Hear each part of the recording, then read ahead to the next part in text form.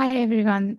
Thank you so much for joining us today. I am Poonam Yadav. I'm an associate professor at University of York and also chair of ACM-W UK chapter.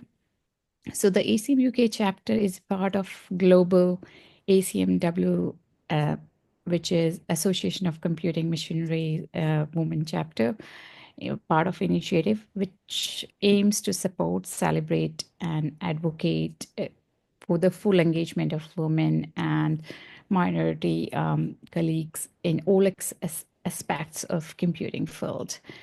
We founded ACM-W UK chapter in 2014, so it's our 11th year. We run a large number of events. In previous years, we have run events at different universities. For example, our first event was at Imperial College London in 2015. Then University of Hertfordshire, we did one at De Montfort University in Leicester in 2018, and then at Kent in 2019 and York in 2022. We call our events as an Inspire event. During the pandemic time, we also did online panel and tech talk events for a year. So that's all about initiatives. And if you're interested in participating and volunteering in any of our events, please reach out to one of our team members. Thank you. Thanks, Poonam.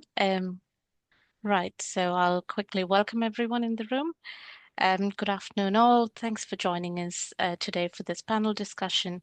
We are privileged to have with us today a fantastic panel of distinguished women in academia, research and industry, each of them bringing a unique perspective on leadership, challenge and opportunities within their sectors. Let's start today with introductions from them.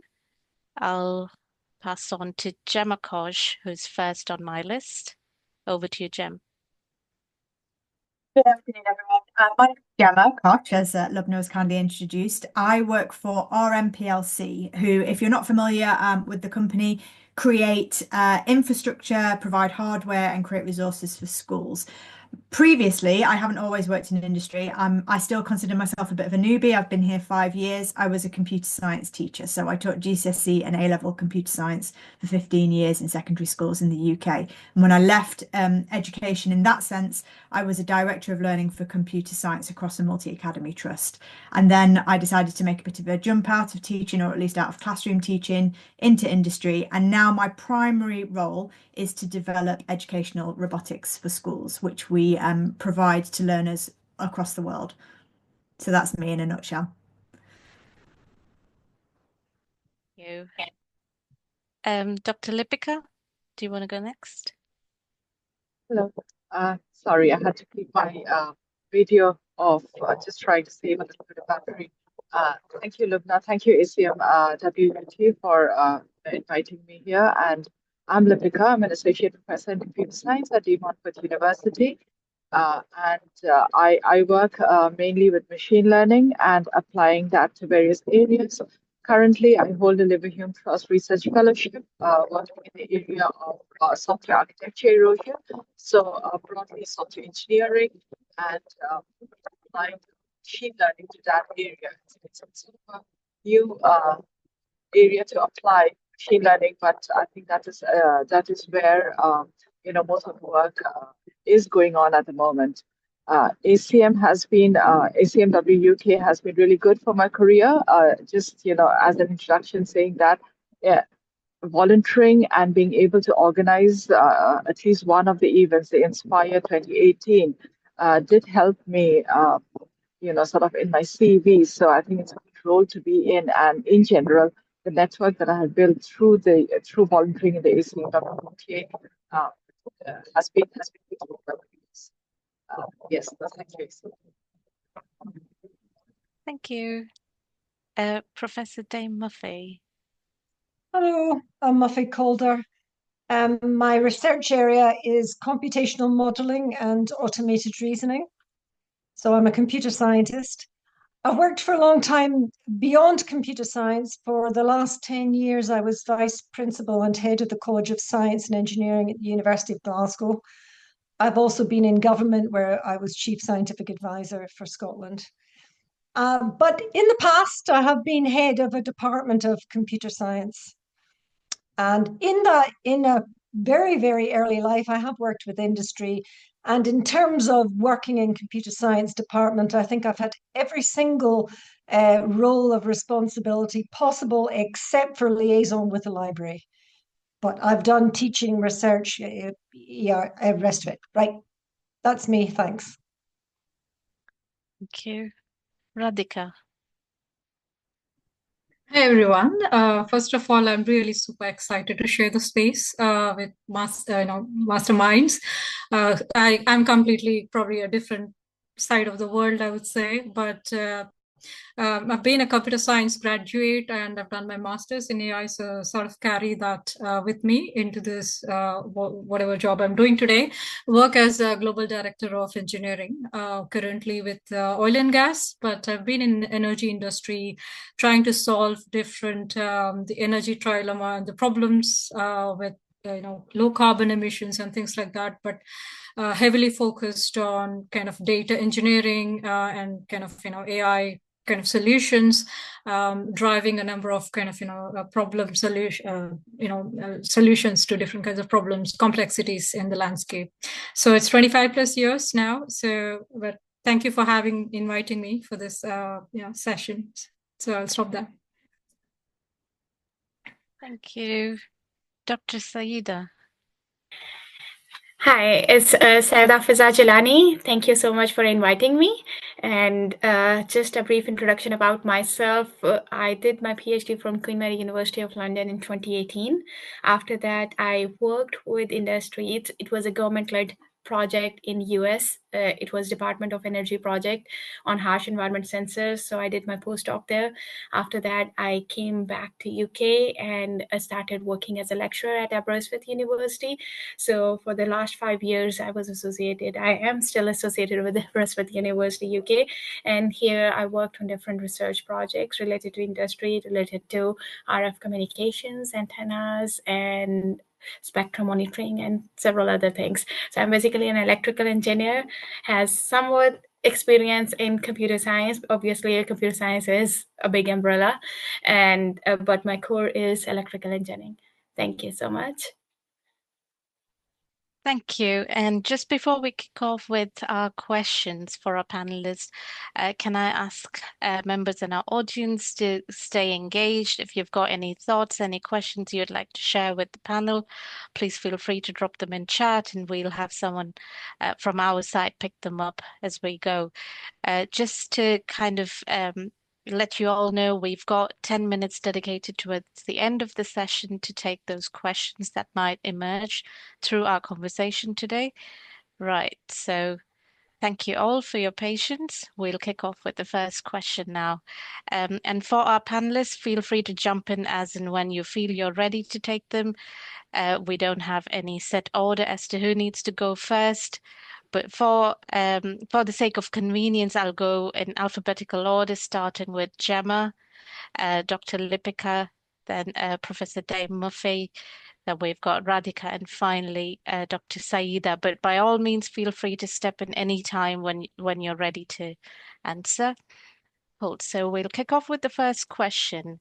Reflecting on your career, what institutional changes have you observed that have positively impacted gender diversity in science?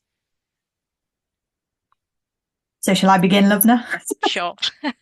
Fab. Well, I've worked in two very different industries. So obviously being a secondary school teacher versus the role that I now currently undertake for RM, they are wholly two separate institutions. So I think one of the biggest changes that I've seen isn't necessarily a policy change or an institution change that's specific to RM, but certainly post-COVID, and I'm pretty sure that everyone will feel the same, the flexibility of working and the ability to work from home is definitely benefited my work-life balance in a huge way. However, I am very cognizant of the fact that if I was still in school, I wouldn't be benefiting from any of that. I would still be at school 5 days a week, teaching my lessons until 3:30, and that wouldn't have changed other than that brief period of time.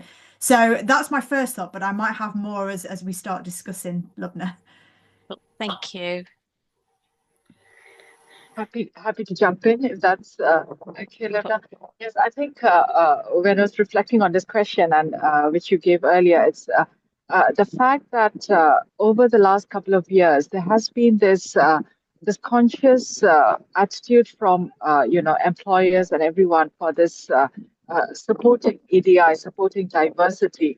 And because of which, I think we are now slowly seeing, I think, women at various stages, whether I come from an educational background, academic background. So you have lecturers, you have got people, in technical roles, you've got people, associate professors, then professors, deans, and vice chancellors. Quite a few universities in the UK now have got vice chancellors. And having such people at the stages do act as role models. So I think this conscious approach towards EDI and bringing in women slowly at different levels have brought this role model. And then again, I also do a lot of outreach programs at school. And we are a lot of women. Like, okay, I can see a non-male community that go out to schools. And there again, when they see us in different roles in a university or industry, I have seen that a lot of industry, people do come to these events as well.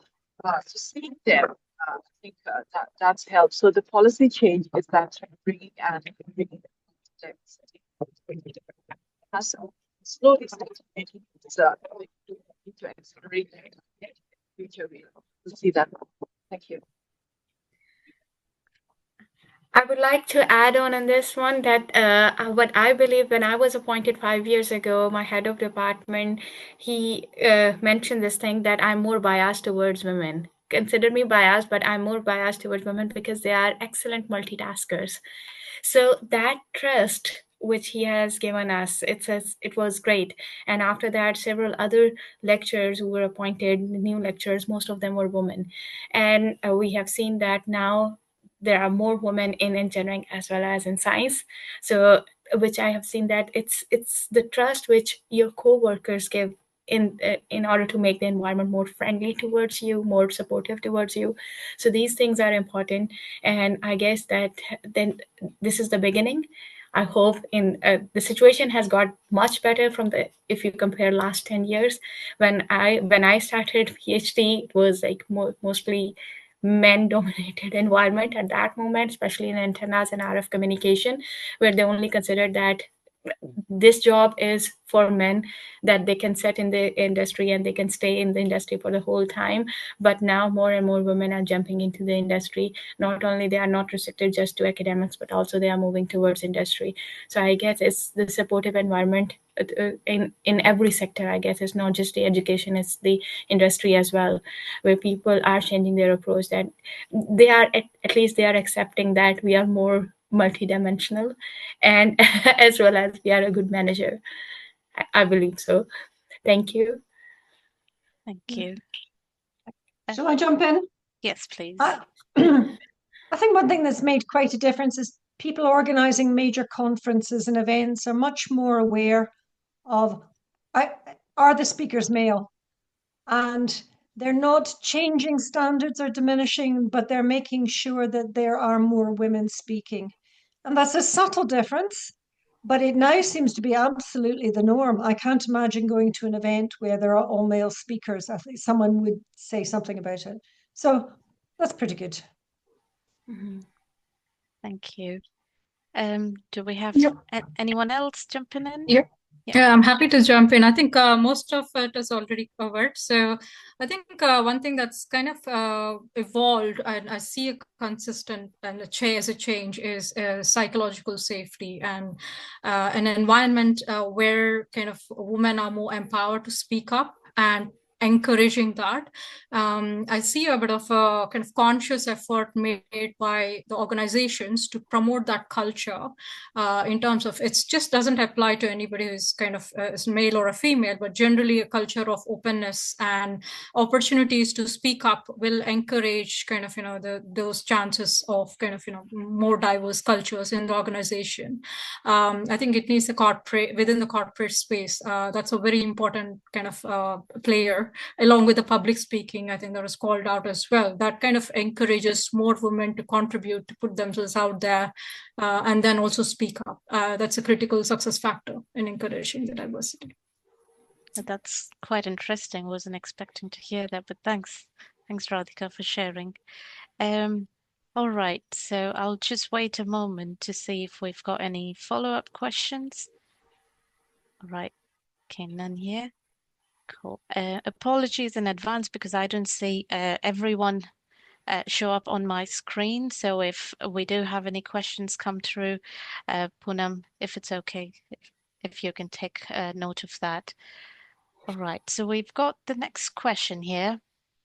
What strategies have you found most effective in mentoring the next generation of women scientists, and how can these be implemented more broadly? Would you like me to start again, Lubna? Sure. It's just easier that way, Gem. Thanks. Okay, so no, that's fine. So from my perspective, obviously the most amount of mentoring that I have done has been in school, in a school setting. So I have been trying to encourage teenage girls to take subjects that are STEM related. And I think from my experience in teaching, one of the things that I think has been most effective, and through the years, I can only tell you there have been so many strategies to try and get girls to take computer science as a GCSE, or even triple science as a GCSE, which is kind of like a low bar, but still, the students at school didn't take them. I think one of the things that the girls need to learn, and it needs to be modeled to them, is that they don't need to lose themselves to be that person, to be a scientist, to go into those subjects. When I entered the workplace, the women role models I had were very hard-nosed. They were running a race against the men, and they were trying to almost I don't know, change their personality to fit into a space that they felt wasn't quite right for them.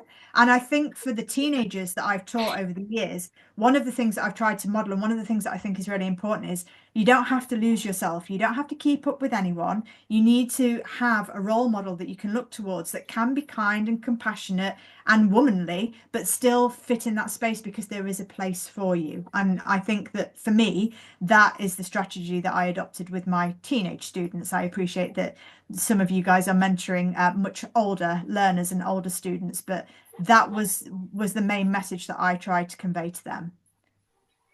Absolutely love it, Gem. Kind and compassionate with other things. Well, thank you. Dr. Lipika? I really agree with Gemma in the sense that the first thing that comes to my mind is that, like everything else, STEM or computer science, because it's not really meant for everyone. And, whether men, women, or any other gender, it's not really, you don't go to it just because you need to go to it or because society tells you to. And that is where the strategy comes in, I think. It's to be able to spot talents. And that is something that we have been doing, and I do it consciously as well.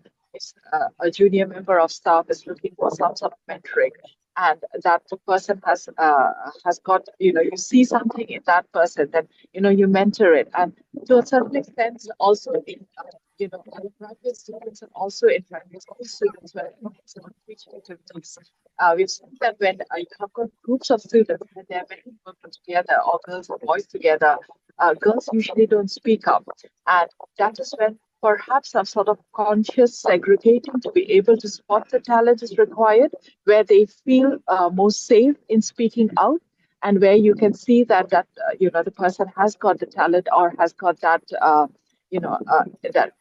that ability to go towards a certain subject, and hence as a strategy, perhaps talent spotters, spotting the right kind of person to go to a certain field. that is perhaps required, and that's what I've seen that has worked, because we have mentored people from undergraduate to postgraduate and beyond to PhD level through that sort of that stream of conscious encouragement or mentoring.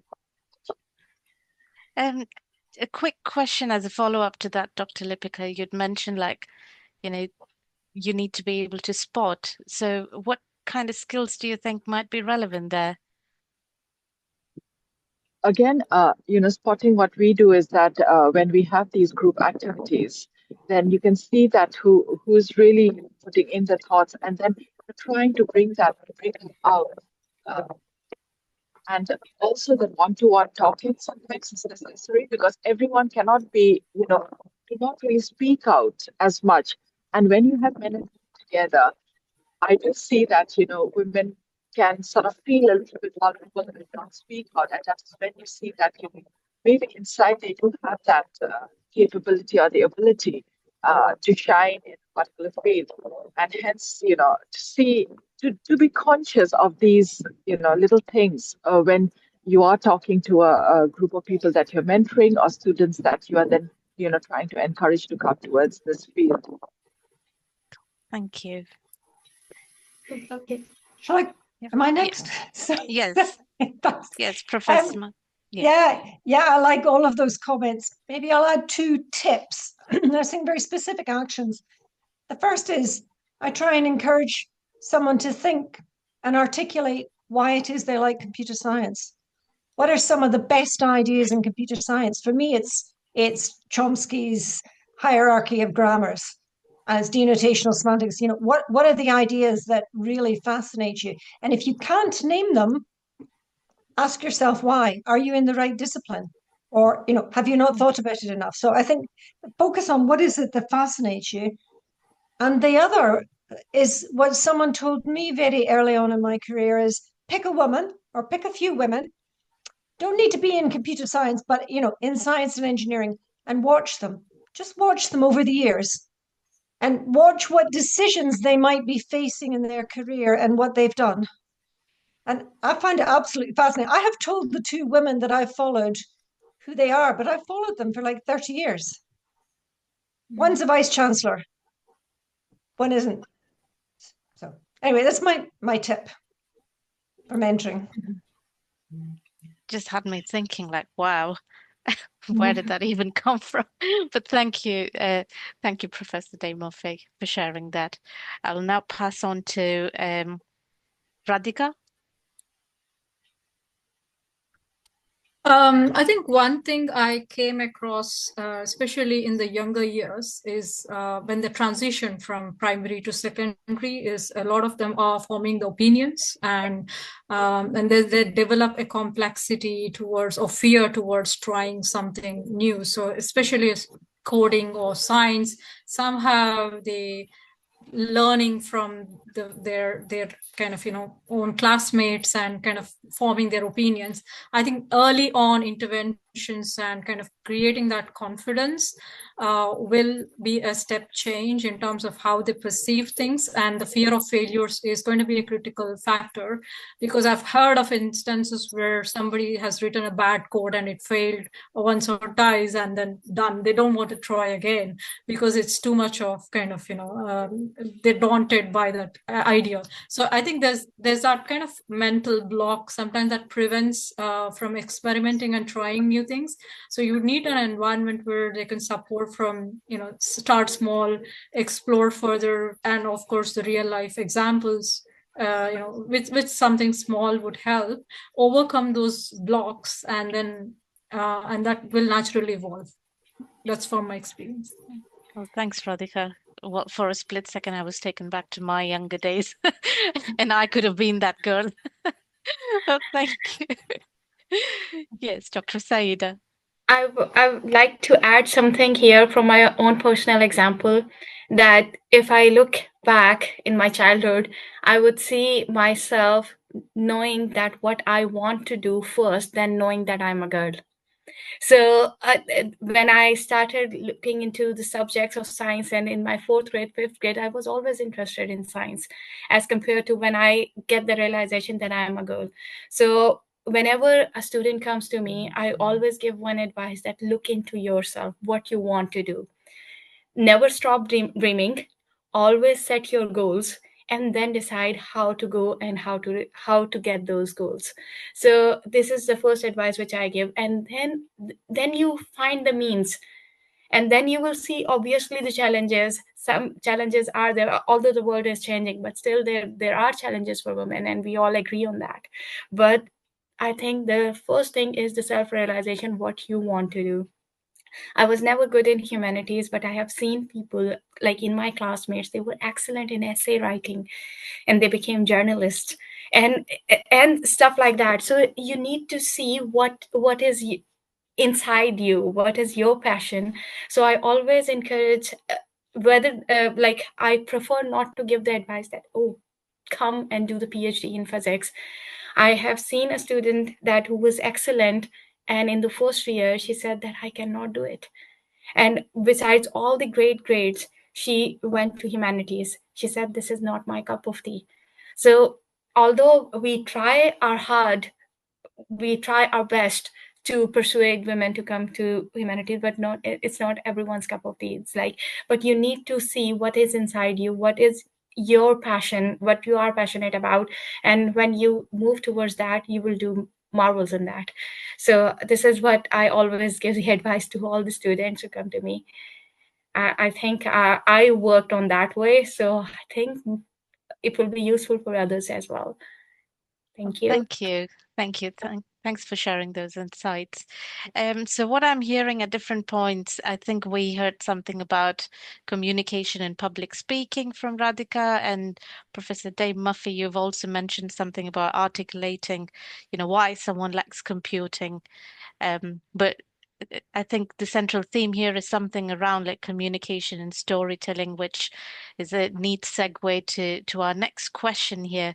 I think this will allow us to dig this a little bit deeper. So the question we have here is, how can storytelling and public engagement be leveraged to inspire more women to pursue careers in science? Me. Yep. Okay, so I think that storytelling and public engagement absolutely should be leveraged. I'm not really going to answer your question, Lubna. I'm sorry, I'm going to be a pain. I think what it needs to not be is contrived or a tick box exercise, because I see lots of things that they're a little bit cringy and they make you think, oh gosh, that's just for this purpose. For example, let me articulate this a little bit better. When I started teaching in the early noughties, there was a government-backed initiative called Computing for Girls, and it was an after-school club that someone ran in school. Someone was nominated to run in school. In most of the schools I worked in, it was run by a man, but there was literature that came through the post and activities that the children could work on, and it was all pink. It was floral. It was the antithesis of just not what you would want it to be at all. And it didn't, and actually there was no depth or substance to the activities that were provided for the girls to undertake either. So that obviously was a misguided attempt at leveraging public engagement to engage girls in computer science. So my answer isn't what we should be doing, it's what not to do. And then I guess the other thing is just to be seen, like be seen as much as possible, talk, celebrate your achievements. Sometimes it's very easy to feel an imposter syndrome, or that you're not an expert on something, but you might not be the expert on something. But if you've got something to say it, and say it publicly, and let it be seen that you're happy to talk about the things that you're interested in, and the things that you're researching, and the things that you're working on, and just be a public face, be an advocate for the work that you're doing. Fantastic. I mean, the mention of pink, well, what can I say? Can't It was agree more quite with you. something. Well, thanks, Jim. That's really had me thinking now. But I'm going to park away my thoughts for now, and I'll pass on to Dr. Lipika. Thanks, Lubna. No, I agree with Gemma. It's like some of them are very cringy when you think that, yes, pink or whatever else. the other thing which I myself find, and I have I've tried it with my son as well. It's these big figures in history or wherever. Somehow they don't work, and I think the storytelling is, if you have to be relatable to that person, what worked is that something, again, a personal story uh, is I come from the northeast of India, Assam, where you get the tea from. But some of the places in the northeast of India are very remote and still very underdeveloped compared to the rest of India. And you will find very less people from Assam. You will find quite a few people coming out and about in the academics and in the STEM. But from the others, six states in the northeast of India, you'll find even lesser people. So again, the fact that, the story that we say is again, relatable. So what we did is that we recorded some of us who are able to, come out and start themselves outside. And played in many of these interior schools. Then again, some of us have come from vernacular medium. We've never studied in English, and in schools where we could go in slippers or we do not have any uniform.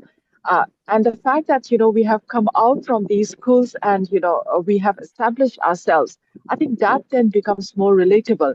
The storytelling with people that you can put yourself in, I mean, like whose shoes you can put yourself in, perhaps are much more effective, and we should try and do much more of that, because then we then inspire the generation.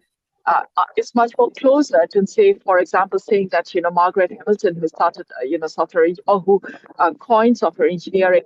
Those kind of stories are again not relatable to someone who is coming up at the moment, I think. So yes, I think relatable storytelling is perhaps effective. What I'm also hearing from what you've just shared, Dr. Lipika, is representation and role models from the local community. Yeah. Absolutely. Again, if I can just quickly add, I come from Montfort University, and we do have a number of students, especially women, who are the first in their families to come to university, and to be able to see that and the way they then encourage, because we then put them as ambassadors and things, then they encourage the others from their community to come up. And I think, yes, the representation. Thank you. Thank you. Professor Dame Muffy? Thanks. Yeah. I'm probably not a good person to ask this question because public engagement storytelling has never worked for me very well. And I found it difficult to do with any authenticity because I just haven't seen much evidence that it works. And that follows on from a few ideas. Don't do it in pink. Don't tell me about programming a washing machine or refrigerator. It really pisses me off. I'm always keen on the ideas. So it's about the ideas and maybe the status and the impact of computer science. People don't tell stories about being an accountant. Or, why are we any different? I sort of feel, why do we need to be different? Hold true to what is computer science. So as I said, I wasn't a good person to ask this of. I still love your perspective. Well, thanks for sharing. Radhika. The whole role model starts with home, isn't it? For me, my mom was always a role model to start with. So there's no such boundaries to what we call role models. We are constantly learning and through observation. I think that's where it starts off. I'm not putting all the blame on the mothers or burden on the mothers, but it starts with home and the environment in terms of creating that kind of, opportunities and exposure. But then it kind of evolves as you come into more corporate kind of, cultures and things like that. It's the mix of career paths that can be leading by examples of, it doesn't have to be this way all the time. You can start from A and then go to Z or whatever it is. It's more about how you pursue and where you want to get to, how relatable it gets. It's more about representative kind of cross kind of paths, career paths that people would have taken up can be good examples of those role models. There are opportunities there to career dating and stuff like that, where people, can contribute and talk about their stories. So I think that's kind of helps a lot. The girls form opinions about what suits them. Thank you. Yeah, it's definitely taken me off on a tangent thinking, but I'll come back to that in a minute. Dr. Syeda. I would like to add something about public speaking. That yeah, I agree to some extent that people come to our lectures or something, and after some time they get motivated for that 1 hour, and after that the motivation goes off. So I try to add the story of hair and toe ties there. So it doesn't matter that who is fast. What matters is who stayed longer in the race. So that's most important. So maybe in that public speaking seminar, there could be like 40 people and only 1 or 2 would listen to you and will take that thing out after that event, that yeah, if she can do it, why can't I? So this question, if you somehow ignite that fire in them, not all of them will work on that. Obviously, many of them are motivated to go for higher education. Many of them are motivated to get excel in their fields, but not always is the case. There are circumstances for everyone. But what I would say is that these events are important because they give you relevance, that when you go there, you find that when you are looking for a career path, you find someone that is relatable. And this is all important, that even if your stories might not inspire 40 people, but they might inspire 1 or 2 people who can relate it to. So I believe that they have some impact. But the other thing is that not everyone will follow that trend. Some will follow, some will get magnetized for an hour, some will take that magnetism for a month or so. But staying in that race for long is important. And those who stay in longer, they excel what they do. This is my opinion. Thank you. Thank you. Can I jump in again? Yes. Sorry. Yes, please. Syeda, you've reminded me, what I didn't say was the impact of school education, because that's a constant. It's there every day. Well, when it's in term. And, that is what I think we've really got to get right.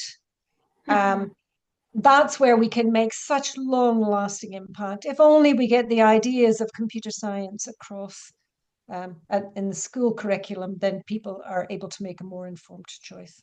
Yes. I can't agree more. Gem, Yeah. come on. Yeah.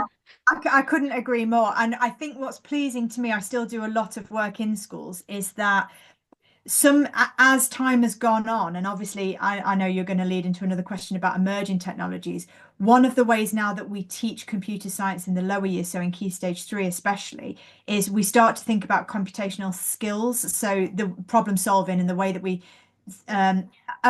approach a problem. And I think that we are slowly turning the tide, because the girls in the class realize that they're actually really good at that. They're really good at spotting patterns, solving problems, before we jump right into the deep end of, right, we're going to write some code to do this, or we actually start deconstructing more day-to-day problems. And I do think there is a drip effect of positive change at school level because of that reason.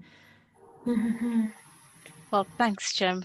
I can't agree more with everything that's been said here. Cool. So as you've mentioned, emerging technologies, Gem, we have our next question exactly on that theme. So do you see emerging technologies creating new opportunities for women in scientific research and innovation? Up your stream, Gem. Yeah, I think probably just off the back of what I've just said, obviously emerging technologies are creating opportunities for everyone. That's a gender neutral fact. Yeah. However, I do think that as curriculum, part of my job is I advise ministries of education around the world on computer science curriculum for their learners in country. We are moving now away from explicitly teaching children to program in a certain language and approach computer science as as this, we are starting to focus more on the soft skills around what makes a good problem solver, rather than like I say, jumping in at the deep end. And I do think that some of those skills they lend themselves more to women than they do to men. You know, I think that women are deeply resilient and perseverant. I mean, you know, if you've ever had to change a tire on the side of the road in the snow, speaking from experience, or had to juggle 3 children under the age of 5 whilst trying to get a deadline met, you know, we have those skills to juggle lots of plates. And I think that younger and younger children, and especially women, soft skills are being nurtured more, that perhaps they will have the emotional intelligence and the emotional literacy going into the workplace that might mean that as the technologies emerge and some other jobs perhaps are being automated or being taken out of the workplace, those skills will rise to the top. Thank you. Well, very interesting there. Dr. Lipika, I'm sorry, I just don't see my screen very well at the moment. That's Yeah. okay. Yes, I think I one thing I just wanted to add here is that it has been found in studies that it's the diversity. And when I say diversity, it's not only the diversity of genders or demographies, but also the diversities in the disciplines. And emerging technologies, I'm quite not sure what kind of emerging technologies that we mean here. But when I think, like, you know, I'm able to join this meeting from, you know, very far from home, or the fact that, you know, you have got VR, augmented reality, virtual reality, and all kind of platforms coming in. You have got diverse groups being able to collaborate and innovate and, you know, support this research, scientific research. And this platform that allows diversity, this emerging technologies that allows diversity, is perhaps adding this fuel to this next thing. So yes, I would say yes, that, you know, emerging technologies is helping. Thank you. Professor Dame Muffy, I can see you smiling there. Right, yeah, I'm smiling because I'm pretty gloomy here. I see any emerging technology as an opportunity to recreate the same power struggles that we had and have had for the last 30 years, and to make all the same mistakes and amplify them again. I also see it as an opportunity to de-skill people, to disincentivize people to learn to program, you know, and use an iPad instead of writing, or using AI instead of an analytical solution. You know, everything has its place, but I think there's nothing necessarily good about emerging technology. It's what we make of it. And if we are not engaged and have good technical understandings ourselves, we will let the people in power, who will typically have a certain sex and be in a restricted few companies. Sorry, I'm going off piste here, but we'll let them control it. So if it's an opportunity, we have to work very hard to make it an opportunity. And I would urge just all of us, think we might be able to do something. Does that mean we should do it? Just because we can, should we? So I'm dyed in the wool. I want everyone to programming. Love it, absolutely. Can I love jump it. in Thank quickly? you. Yes, Yes, please. I do agree with Professor, because to a certain extent, in the sense that, you know, this recent experience that I've had, in the sense that, like I said, that, you know, I'm working in the area of software architectures and erosion at the moment, and I've been trying to, and I see that, you know, there is a lot that we can have with the formal logic of software engineering, and that of, AI as it was originally the machine learning. However, when I went to talk with people, no one was trying to listen to this older, or what they conceive as the older thing of machine learning, but we're going, no, are you doing LLMs? Are you doing agentic AI? So yes, this emerging technology sometimes is reinventing the wheel when we don't need it to. And we are going and adopting emerging technologies even when maybe perhaps we can do it with this lesser tools that we have. Then yes, to a certain extent, irrespective of gender, there is a little bit of, we take emerging technologies with a pinch of salt, but in many other factors, it does act as a platform to, act as an opportunity as well. So just adding I to love the optimism. Love it. Well, thank you. Who do we have next? Radhika.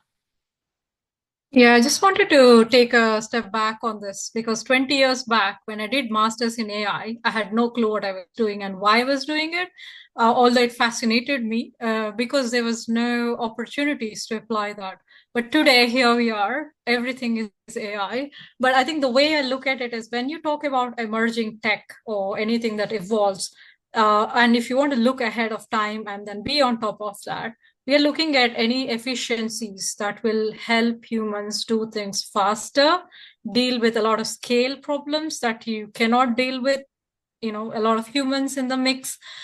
Think about kind of, how are you going to turn things around faster without having to compromise on some of the values and ethics and things like that. So I think that's just a perspective of kind of what is it that will help humans move at a faster pace, deal with the scale of change, and kind of add more, contribute to the environment or whatever it is. So that's how I look at it, more of kind of, emerging in that sense. So look at 10 years down the line, what the world would look like and work backwards from there. Whether it's generative AI, whether it's LLMs or whatever that means, or quantum computing, for example. But we have all the tech, just kind of go around and play with it. Yeah. Thank you. Well, I wonder how that's going to shape the next generation. In a couple of years, we don't know what new or emerging tech might look like. Cool. So I'll now pass on to Dr. Syeda. Thank you so much. I agree with all of you, what you have said. I think it's absolutely, I agree with that. About emerging technology, first thing is it's obviously it's not just supporting one gender, it's a gender neutral thing. I agree with that, and it creates opportunity and it brings us a responsibility where to use those. I completely agree with that point. But one thing is that I have seen, being a teacher, we have seen that people are scared of, say, ChatGPT. It's something we should not make students scared of. Like this is a thing. Like like in our different meetings and staff meetings, and what we discuss is that can we make our paper ChatGPT free, something like that. That could not be coded in ChatGPT or something like that. But why are we scaring the students that if you use AI, you will be punished? Why can't we help them to use these technologies for a greater good? Or what will be the ethical way of using those technologies? I believe that this is important, that not to make our younger generation scared of these things, rather than giving them confidence that what are the ethical means to use these things. And I think that this is what I did in my class, that I asked students, have you tried to do this question through ChatGPT? And everyone looked at me like what I'm saying. So just to open the door so that let them learn through their own mistakes. Let them not punish them what they haven't even done. So these things, I guess it's important for our younger generation, a message towards our younger generation, to be open and learn from their own mistakes rather than putting the bars on everything from the beginning. So I think that's what I wanted to add. Thank you. Thank you. So what I'm hearing is kind of providing that cushion to try out and explore emerging tech or whatever new tech looks like. Mm-hmm. All right, cool. I wonder how that's going to, shape education in general for the future generations, but we'll keep that for another conversation. Dr. Syeda, would love to have a chat with you on this. I'll now move on to our next question here. It's fairly a broad question, so feel free to add as many perspectives as you'd like. So can you share a particular challenge that you'd faced as a woman in your line of work and how you overcame that? What part did colleagues, and by colleagues, I mean, all genders, how they have played in supporting your journey? And in particularly, would you like to speak about the role of male allies in supporting and advancing women in scientific fields and how such partnerships can be encouraged? So this kind of touches on colleagues, allies, and allies, particularly male allies, and how that might have supported you in your personal journey as well as in the wider context.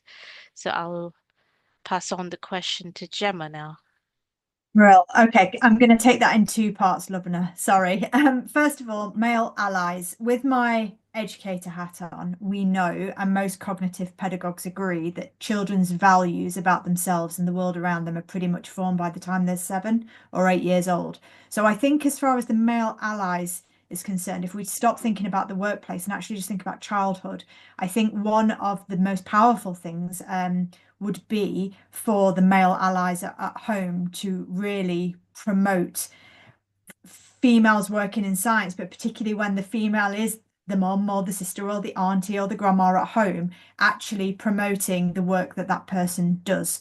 And I think that certainly from my perspective, when I think about growing up, my own father, I programmed from an early age. I was always very interested in science. I was definitely, for a child that grew up in the 80s, into boy things, not girl things. And that was never questioned by my own father. He was quite happy for me to continue to do that and to learn those things and for it never to be an issue. And I do think that that shaped part of who I grew up to become. And I think that whether you're a little boy or a little girl, having the support of the males in your home does make a big difference to how you perceive your place in the world, but also the values that you have, whether girls can do those things, whether boys can do those things, or whether they can't. So I think from my perspective, males in the home, in the family structure, and then obviously, although it's quite a rarity, male teachers in primary school settings as well, although obviously we know that in primary school settings it is a predominantly female staff, really advocating for that at that early age, so age 8 and under. And then the second question you asked me, which kind of is interlinked, Lubna, about the challenge I faced. When I entered the teaching profession, I had some really great male mentors who really mentored me well, and I was very grateful for their support in my early years as a teacher. The biggest issue I had was when I chose to become a mum. So when I had my first child, that was the biggest challenge up to date that I had faced in my career, because the juggle, the struggle between juggling having children and remaining credible at work, that by far is the hardest thing that I've ever had to do. And although the world is changing and although things are more equitable now with parental leave, that wasn't the case when I had my children. And I don't really have a solution for it because we just got through it, and that's what we did. We just made the best of it and we made it work. And my children are older, time passes, eventually the children get older and things become a little bit easier. But I'd like to think that my peers or the generations that are younger than me now aren't facing perhaps the same struggles that I did when I chose to become a mum, balancing work. So they're my two thoughts on those pieces. Oh, thanks, Gem. Just before I pass on, a quick reminder to everyone, we are just a few minutes away from closing the session. I'm just Sorry. kind of conscious if no, it's perfectly all right, Gemma. Just kind of conscious that we may not be able to pick all the questions that have come through chat. So if there's anything, Poonam, are you okay to signpost them as and when you get a chance? We'll continue with responses now, but do we have anything in chat? I have 2 questions. So one question I was very interested to ask from Professor Calder when she talked about the 2 colleagues she observed for 30 years. And I thought, is it any insight she learned from that one, which she would be happy to share to all of us? And another question, I was just looking in terms of this new emerging tech world, if one advice you would like to give to, the new generation, what it would be? All right. So I think, you know, with time in mind, I think if everyone's okay, we'll take these two questions. But we're happy to, forward any questions beyond this session if you're happy to share those with us, and we'll relay back our responses as soon as we are able to, if that's all right. Professor Dame Muffy, I think No, you've you got. want, yeah, okay. Quick answer. Watching someone else who was very interested in how universities work and who went up the ranks helped inspire me to also apply, because I realized once I'd been head of school, oh, I'm quite interested in dean of research. I am quite interested in how things work. And I had the courage. She didn't know it, but she gave me the courage to keep applying and thinking about whether I wanted. And then when she became vice chancellor, I had a very clear moment. I do not want to become a vice chancellor. I realized I'm more interested in science and engineering than I am in how a university works. And I realized I never want to leave my base. I think the arts are very important, but I don't want to represent them. I want to stay. And so it was helpful to watch someone, and I took many steps she did, and then she took a step I didn't, and I realized I don't want to. So I learned from that.